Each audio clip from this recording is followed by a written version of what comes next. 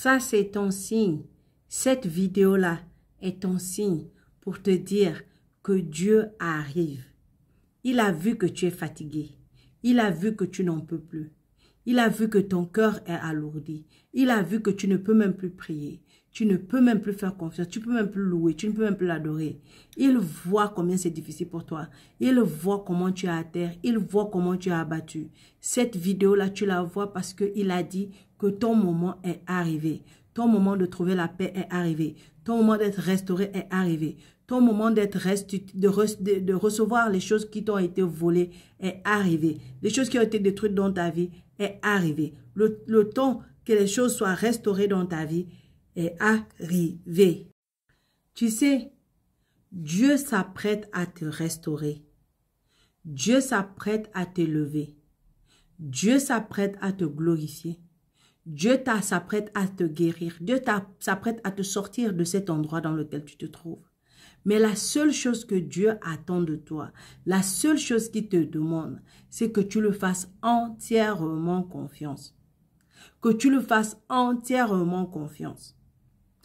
Parce que tant que tu ne le feras pas confiance, tu ne pourras pas, recevoir ce qu'il a pour toi. Tu ne pourras pas apprécier ce qu'il a pour toi. Tu ne pourras pas bien profiter de ce qu'il a pour toi. Il veut que tu lui donnes complètement ton cœur. Parce qu'il t'a vu pleurer. Parce qu'il t'a vu te lamenter. Il a entendu tes cris. Il a entendu tes pleurs.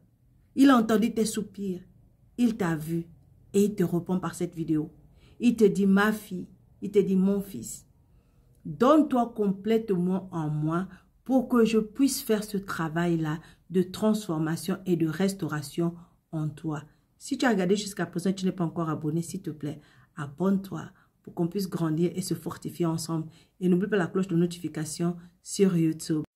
Écoute ce que Paul nous dit dans Romains chapitre 12, verset 2, il dit « Ne vous conformez pas au siècle présent, mais soyez transformés par le renouvellement de l'intelligence, afin que vous discerniez quelle est la volonté de Dieu, ce qui est bon, agréable et parfait. » Tu sais, Dieu est bon.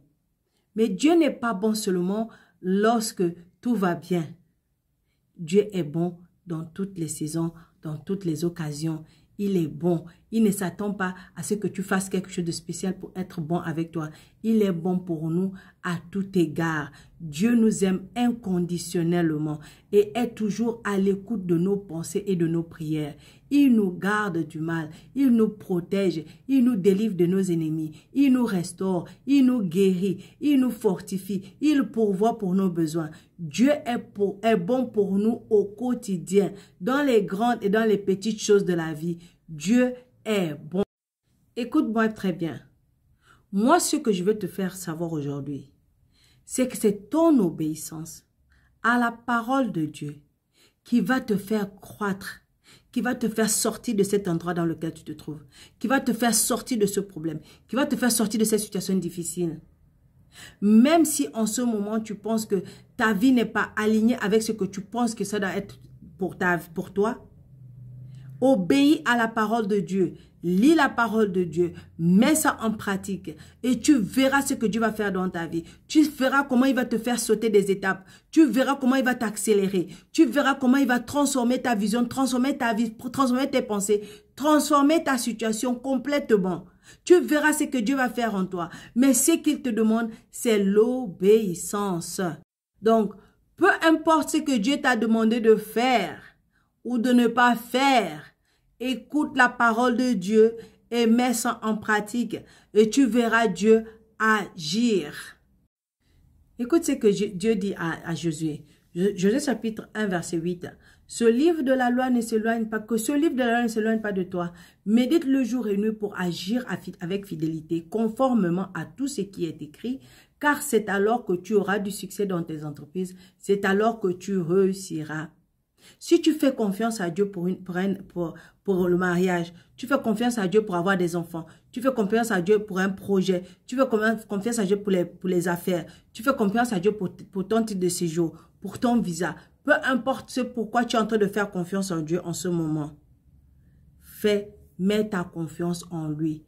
Aie en lui cette certitude qu'il est puissant et parce qu'il est puissant et parce qu'il est fidèle. Il est capable de faire au-delà de tout ce que tu peux penser ou imaginer. Parce qu'il peut faire au-delà de ce que tu peux penser et imaginer. Il est capable de te surprendre, il est capable de te bénir, il est capable de t'élever, il est capable de te sortir de peu importe n'importe quelle situation. Pas parce que tu le mérites, mais parce que lui, il est papa et il est fidèle et il t'a dit que si tu gardes sa parole, si tu es fidèle à lui, si tu lui es reconnaissant, si tu donnes ton cœur complètement à lui, il est capable de faire des merveilles dans ta vie. Ce que moi je vais te dire, parce que moi je ne sais pas ce que Dieu t'a dit et je ne sais pas ce que tu veux, ce que tu désires de Dieu aujourd'hui. Je ne sais pas ce que tu es en train de pleurer à Dieu, mais ce que moi je sais, c'est que Dieu va récompenser ton obéissance. Si Dieu t'a demandé de quitter quelqu'un, si Dieu t'a demandé de te séparer de quelque chose, si Dieu t'a demandé de te séparer de certaines personnes, si Dieu t'a demandé de t'éloigner, si Dieu t'a demandé de te déplacer, ou plutôt Dieu t'a demandé de rester, Dieu t'a demandé de garder le contact, peu importe ce que Dieu t'a demandé de faire, sois obéissant.